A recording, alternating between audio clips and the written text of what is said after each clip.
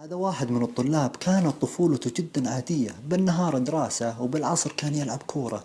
وبعد ما تخرج من الثانوي دخل طب في جامعة الملك سعود بالرياض. وفي أواخر السنوات لازم الواحد يتخصص في مجال الطب، فكانت عينه على تخصص جراحة القلب. لكن تخصص جراحة القلب ما كان أصلا موجود في السعودية في ذاك الوقت. فعلشان كذا هذا الطالب سافر إلى كندا وسافر إلى فرنسا بس علشان يدرس هذا التخصص. وفي أحد المؤتمرات هناك تعرف على بروفيسور ياباني، وجلسوا يتكلمون عن تجديد القلب وجلسوا يتكلمون عن الخلايا الجذعية.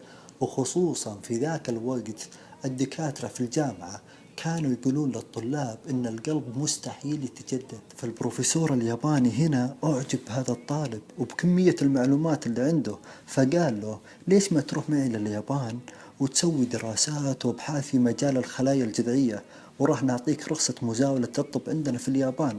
وعرض عليه مميزات غير قابلة أصلا للتفكير.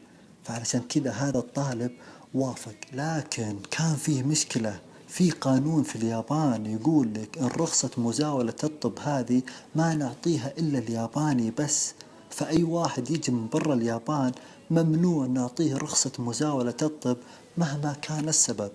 فعلشان كذا البروفيسور الياباني راح وتكلم مع الجامعة، والجامعة هنا راحت وتكلمت مع الحكومة اليابانية وجلست تقول لهم إن هذا الطالب ترى راح يكون مفيد لنا ولليابان، وراح يغير حاجات كثيرة وخصوصا في مجال الخلايا الجذعية.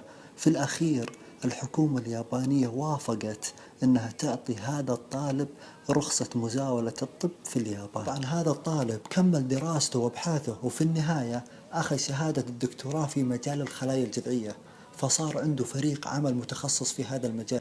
ففي يوم من الأيام قال إن في دكتور موجود في هذا الفريق راح ياخذ جائزة نوبل بالخلايا الجذعية. فهنا تواصل مع بعض المسؤولين في السعودية وقال لهم يا جماعة الخير، عندنا دكتور ياباني بعد فترة راح ياخذ جائزة نوبل بالخلايا الجذعية، فوش رايكم تجيبونه هو مع فريق العمل وتخلونه يشتغل عندكم، علشان إذا أخذ جائزة نوبل في المستقبل راح تكتب في سيرته أنه اشتغل أو عمل في السعودية. فهنا المسؤولين ما صدقوا كلامه وقالوا له أنت جالس تبالغ، فهذا الدكتور ما راح ياخذ جائزة نوبل لا بالخلايا الجذعية ولا غيره. فما راح أقول لكم خلال 5 سنوات أو 6 سنوات أو 7 سنوات، راح أقول لكم خلال 3 شهور هذا الدكتور أخذ جائزة نوبل بالخلايا الجذعية. فتخيلوا كمية الإحباط اللي جت عند هذا الطالب. فما علينا، هذا الطالب جلس يفكر وشلون يطور النظام الصحي ككل، فصار واحد من كبار المستشارين في هيئة حكومية باليابان، وهذه الهيئة اسمها التمييز الطبي الياباني. طبعا هذه الهيئة مسؤولة عن التطوير الصحي والعلاقات الطبية والتقنية الصحية حول العالم. فتخيلوا هذا الطالب يشتغل في هذه الهيئة كواحد من كبار المستشارين. فاللي راح يسأله ويقول لي يا عبد الله هذا الطالب وش منصبه الحين؟ فراح أقول لكم هذا الطالب الحين هو مدير للشؤون الصحية الدولية في اليابان. فهذا الشخص أو هذا الطالب اللي أنا جالس أتكلم عنه معه أكثر من شهادة عليا في تخصصات مختلفة، ويعتبر هذا الشخص أول طالب سعودي ياخذ أكثر من شهادة دكتوراه في عدة تخصصات مختلفة. فأنا شخصيا يا جماعة تواصلت مع هذا الشخص، فيقول لي يا عبد الله الواحد وده يطور ديرته ووده يطور بلده، لكن كل ما تذكرت كلام المسؤولين أحس بالإحباط وأقول خلني ساكت أزين.